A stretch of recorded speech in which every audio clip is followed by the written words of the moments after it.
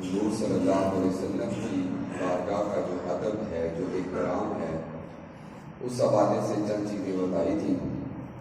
یاد رکھیں، اگر بندہ احترام ادب نہیں کرتا، کسی لحاظ سے بھی گستاخی کا مرتکب ہوتا ہے، تو وہ اللہ کے رسول کو ایذا دینے والی بات ہے،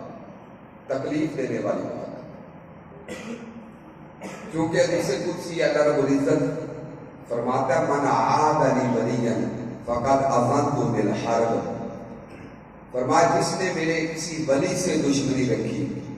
میں اس کے ساتھ اعلان جنگ کرتا ہوں۔ جو میرے کسی ولی کے ساتھ دشمنی رکھے میں اس کے ساتھ اعلان جنگ کرتا ہوں۔ اب سوچ کی بات یہ ہے کہ کروڑوں ولی جن کے قدموں کی خاک پہ قربان ہو، وہ نبی ہوتا ہے، اور 1,34,000 انبیاء جس کے پیچھے نماز پڑھیں، مقتدی بن جائیں، جس کو امام اپنا پیشوا تسلیم کر لے، جس کو آقا و مولا تسلیم کر لے، حضور کی بات آئے۔ اگر اللہ کسی عام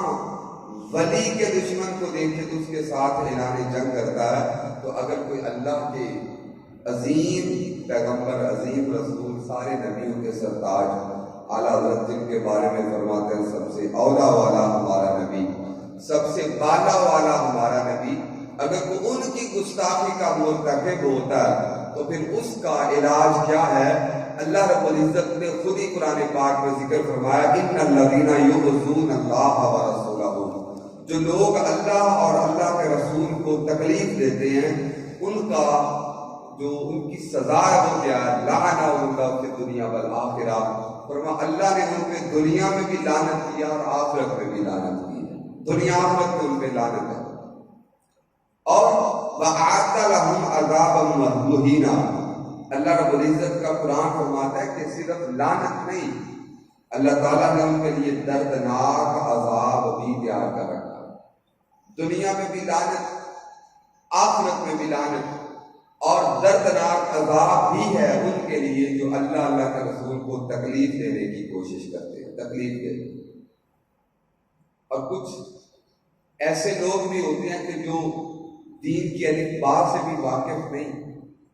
زبان سے جو مرضی آئے وہ بولتے چلے جاتے ہیں، اور جو ان کے پیروکار، جو کرندے، جو چمچے ہوتے ہیں، وہ اس کی پھر سپورٹ بھی ایسے کرتے نظر آتے ہیں کہ اس کی ہر گستاخی کو بدل دیتے ہیں۔ نہیں جی ان کا یہ مطلب نہیں تھا، یہ تھا، یہ مطلب نہیں تھا، یہ تھا۔ مطلب ذکر کرنے کی ضرورت نہیں، اللہ کے رسول کے بارے میں اگر کوئی بات کرے تو زبان سنبھال کے بات کرے، کوئی تعبیریں نہیں چلے گی۔ اس کی وجہ کیا؟ اللہ کا قرآن کہتا ہے لَئِن سَأَلْتَهُمْ لَيَقُولُنَّ إِنَّمَا كُنَّا نَخُوضُ وَنَلْعَبُ، اگر حبیب آپ ان سے سوال کریں نا یہ تم نے کیا کیا، تو آگے سے کہیں گے کہ ہم تو ایسے ہی ہنسی کھیل کر رہے ہیں، ایسے ہی ہنسی کھیل کر رہے ہیں، ہمارا تو مقصد گستاخی کا نہیں تھا، ہم تو ایسے بات کر رہے تھے، وہ باتوں میں بات ہو گئی، گستاخی کا کوئی ذہن نہیں تھا، بے ادبی کا کوئی ذہن نہیں تھا، ہم تو بات محض ہنسی کھیل کر رہے تھے۔ اللہ کا قرآن کہتا ہے قُلْ أَبِاللَّهِ وَآيَاتِهِ وَرَسُولِهِ كُنْتُمْ تَسْتَهْزِئُونَ، تمہارے ہنسی کھیل کرنے کے لیے اللہ رہ گیا، اللہ کی آیات رہ گئی ہے، اللہ کا رسول رہ گیا، تمہیں کچھ اور نظر نہیں آتا کہ تم کسی اور چیز کے ساتھ کھیل کر لو؟ تم نے کھیل بھی کی تو اللہ کے نام سے کی، کھیل بھی کی تو رسول کے نام سے کی، تم ہنسے بھی اللہ کی آیات کے ہنسے۔ لا تعتذروا، عذر بیان نہ کرو، قد کفرتم بعد ایمانکم، تم کافر ہو چکے ہو۔ یعنی اللہ کے رسول کتاب کے بارے میں، قرآن پاک کے بارے میں جب بھی کبھی بات کرو زبانیں سنبھال کے، اگر اہل ہو تو کرو، اگر اہل نہیں تو اس وقت پھر اللہ کے رسول اور آیات کو سامنے رکھتے ہوئے بے ادبی والا پہلو میں اختیار کرنے کی اجازت کس نے دی ہے؟ لوگ لاکھ تعویلیں گڑے، ہمارا مقصد گستاخی نہیں تھا، وہ تو اس طریقے سے بس باتوں میں بات ہو گئی، وہ تو ایسے ہی ہنسی کھیل آپس میں مذاق ہو رہا تھا، بات نکل گئی۔ اللہ رب العزت کا قرآن کیا بہانے بنانے کی ضرورت نہیں ہے، بہانے نہیں چلیں گے، بہانے تو تم لوگوں کی نظروں میں چلا لیتے ہو، چکر تو تم لوگوں کو لگا لیتے ہو، نہ خدا کو چکر دیا جا سکتا ہے، نہ خدا کے رسول کو چکر دیا جا سکتا ہے۔ ادھر سے آواز لا ادھر نہ بیان کرو، توجیہ نہ گڑو، تم کافر ہو چکے ہو بعد ایمان کے بعد۔ اس سے سمجھ آتی ہے کہ جب بھی اللہ کے رسول، اللہ کی کتاب،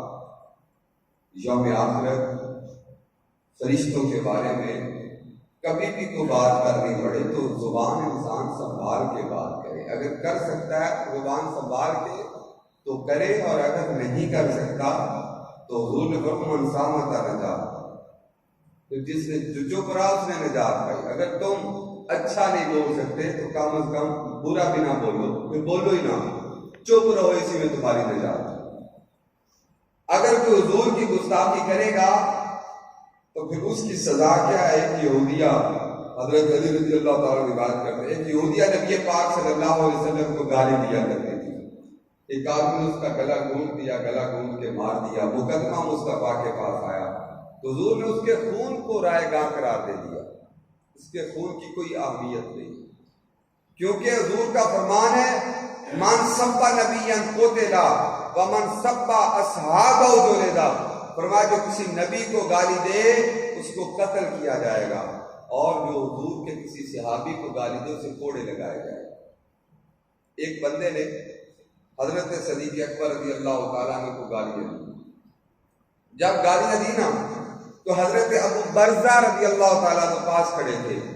وہ کہنے لگے کہ پیارے صدیق اجازت دے میں اس کی گردن اتار دوں،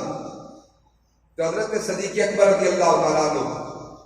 آپ نے ٹھہرایا، فرمایا ٹھہر جاؤ، ایسے نہ کرو۔ تو صدیق اکبر رضی اللہ تعالیٰ عنہ کو جو غصہ تھا وہ بھی غصہ ختم ہو گیا، اس سے پوچھنے لگے کہ ابو برزہ اگر میں کیا کہتا اتار دو تم گردن اتار دیتے؟ تو حضرت ابو برزہ رضی اللہ تعالیٰ عنہ عرض کرتے ہیں کہ حضور میں تو اتار دیتا۔ تو حضرت صدیق اکبر رضی اللہ تعالیٰ عنہ فرمایا لا واللہ ما کانت لبشر بعد رسول اللہ صلی اللہ علیہ وسلم، خبردار کسی کی گستاخی کرنے والے کی گردن نہیں اتاری جائے گی، اگر گردن اتاری جائے گی تو اس کی اتاری جائے گی جو مصطفیٰ کی گستاخی کرے گا۔ اس نے مجھے گالیاں دی ہیں، اب گردن نہیں اتاری جائے گی اور سزائیں ہوں گی، گردن اتارنے والی سزا اس کی ہے جو نبی کو گالیاں دے۔ ہم آج ہمارے باپ کو گالیاں دے تو گردن اتار دیتے ہیں، ماں کو گالیاں دے تو گردن اتار دیتے ہیں، ہمیں گالی دے ہم اس کا گلا دبا کے رکھ دیتے ہیں۔ اللہ کے نبی کو گالی مل جائے تو پھر اس وقت لوگ کہتے ہیں جتنے کو لگا لگا رہن دیو، کہ یہ ایمان نہیں ہے۔ ایمان وہی ہے جو صدیق اکبر نے بیان کیا، کسی انسان کو بھی گالی دی جائے تو اس کی سزا قتل نہیں ہے، اور اگر قتل کسی جرم کی سزا ہے، کسی کو گالی دینے کی سزا ہے تو وہ صرف حضور کی ذات ہے، حضور کو گالی دے گا تو اس کو قتل کیا جائے گا۔ اور اگر کوئی اللہ رب العزت کو گالی دیتا ہے، برا کہتا ہے، وہ تو اس سے بھی بڑی توہین ہے، جو حضور کو گالی وہ اس سے بھی بڑی توہین ہے۔ اس وجہ سے مالکوں کے بارے میں انسان کو اپنی زبان کو سنبھال کے بولنا چاہیے۔ نبی پاک صلی اللہ علیہ وسلم میں بہت سارے لوگ ایسے تھے کہ فتح مکہ کے موقع پہ جن کو حضور نے جو ہے نا وہ معافی، عام معافی کا اعلان کر دیا، یہاں تک کہ فرمایا جو اپنے گھروں میں داخل ہو کر اپنے دروازے لگا لے اس کو بھی معاف کیا جاتا ہے، اپنا ہتھیار پھینک دے اس کو بھی معاف کیا جاتا ہے، بیت اللہ میں داخل ہو جائے اس کو بھی معاف کیا جاتا ہے، ابو سفیان کے گھر میں داخل ہو جائے اس کو بھی معاف کیا جاتا ہے۔ جب حضور عام معافی دے رہے تھے اس وقت بھی حضور نے 6 بندوں کا نام لے کے کہا ان وجدتموہم تحت استار الکعبہ فاقتلوہم، فرمایا یہ 6 لوگ ایسے ہیں اگر یہ تمہیں کعبہ کے پردوں کے نیچے مل جائیں ان کو وہاں بھی قتل کر دو، ان کے لیے معافی نہیں ہے۔ اور اس میں ایک اکرمہ بن ابو جہل تھے، عبار بن اسود، ابن ابی سرا، مکیس بن سبابہ، اویرس بن نکیز، ابن خطر، یہ 6 بندے تھے جن کا نام لے کے کہا اگر تمہیں یہ کعبے کے پردوں کے نیچے بھی ملے تو قتل کر دو۔ باقیوں کا معاملہ کیا ہوا یہ تو لمبی چوڑی تفصیلیں ہیں، لیکن میں اس فرمان کے مطابق جو حشر ابن خطر کا ہوا اس کو ذکر کرتا ہوں۔ جب فتح مکہ ہوا، حضور صلی اللہ علیہ وسلم نے اپنے سر پہ جو کھود ہوتا ہے جنگی وہ پہنا ہوا تھا، حضور نے جیسے وہ اتارا، ایک آدمی حضور کے پاس آیا اور آ کے کہنے لگا حضور میں دیکھ کے آیا ہوں کعبہ کے پردوں کے نیچے ابن خطر چھپ کے پردے پکڑ کے رب سے معافی مانگا، یعنی کعبے کے پردوں کے نیچے چھپا بیٹھا ہے، لپٹا ہوا کعبے کے پردوں سے معافی مانگ رہا ہے۔ حضور صلی اللہ علیہ وسلم نے ارشاد فرمایا اقتلوہ، اس کو وہیں قتل کر دو۔ تاریخ گواہ ہے کہ جناب اس ابن خطر کو کعبے کے پردوں کو چمٹے ہوئے بھی قتل کر دیا گیا۔ اس کی وجہ کیا ہے کہ جو بندہ یہ اس وقت جب یہ قتل ہوا نا تو اس کے ایک جانب حجر اسود تھا، دوسری جانب مقام ابراہیم تھا۔ مقام ابراہیم اور حجر اسود کی درمیانی جگہ میں اس کو قتل کر دیا گیا۔ اسے ایک اور بات بھی سمجھانا چاہتا ہوں، بہرحال اس کو قتل کر دیا گیا کہ گستاخ رسول جو حضور کو گالیاں دے اس کی سزائے موت ہے۔ اس سے ایک اور بات بھی سمجھ لیجئے، کچھ لوگ تو یہ بھی کہیں گے ابن خطر تو بڑا قسمت والا بندہ تھا، دیکھو اس کو موت بھی آئی تو کعبۃ اللہ میں آئی، موت بھی آئی تو حجر اسود کے پاس آئی، موت بھی آئی تو مقام ابراہیم کے پاس آئی، کیونکہ کتنی پیاری جگہ ہے حجر اسود اور مقام ابراہیم، جس کے درمیان بھی اس کو موت آئی۔ سمجھانا آپ کو یہ چاہتا ہوں کہ آج بھی کچھ لوگ کہتے ہیں کہ یار وہ موت بڑی چنگی ہے، رمضان ہے چاہ گئی، وہ تو بڑا قسمت والا ہے، اس کو موت 27ویں رات کو آئی۔ بھئی ہمیں کس نے یہ سمجھایا ہے کہ موت اگر رمضان میں آ جائے، 27ویں کی رات آ جائے، فلاں رات آ جائے، فلاں رات آ جائے تو وہ بڑا قسمت والا بندہ تھا؟ یہ کس نے سمجھایا؟ کہاں کا مسئلہ ہے یہ؟ کس نے کر دیا؟ اگر کوئی بندہ، ہاں یہ ہے کہ اگر کوئی بندہ جمعہ رات اور جمعہ کی جو درمیانی رات ہے اس رات میں دنیا سے چلا جاتا ہے، حضور صلی اللہ علیہ وسلم نے اس کو بشارتیں دے رکھی ہیں، لیکن یہ کیسے کہ کوئی کہہ دے کہ جناب جو وہ بڑا مقدر والا بندہ تھا، بڑی قسمت والا بندہ تھا، اس کو موت دیکھو کتنے پیارے دن میں آئی ہے، یہ کیسی بات ہے؟ ہمیں جو حضور کا فرمان بتاتا ہے، لوگوں اگر بندہ مومن ہو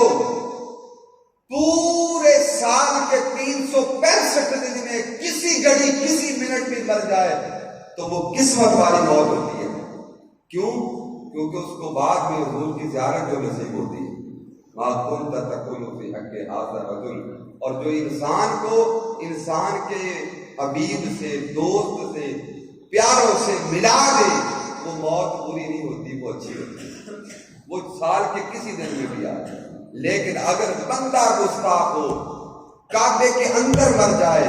حجر اسود کے پاس مرے، وہ بندہ مقام ابراہیم کے پاس بھی مرے، وہ ذلیل ہی ہوا کرتا ہے، وہ قسمت والا نہیں ہوا کرتا۔ یعنی بات کرنے کا مطلب یہ ہے کہ اگر بندہ گستاخ ہے تو موت ذلت والی ہے، بے شک پورے سال کے کسی دن میں بھی موت آئے، لیکن اگر بندہ اللہ کے رسول سے پیار کرنے والا ہے تو وہ جب بھی اس دنیا سے جانے لگتا ہے تو رحمت کے دروازے کھل ہی جاتے ہیں۔ لہذا ہمیں دعا کرنی چاہیے کہ اللہ تعالیٰ ہمیں ساری زندگی حق پہ، ایمان پہ قائم رکھے۔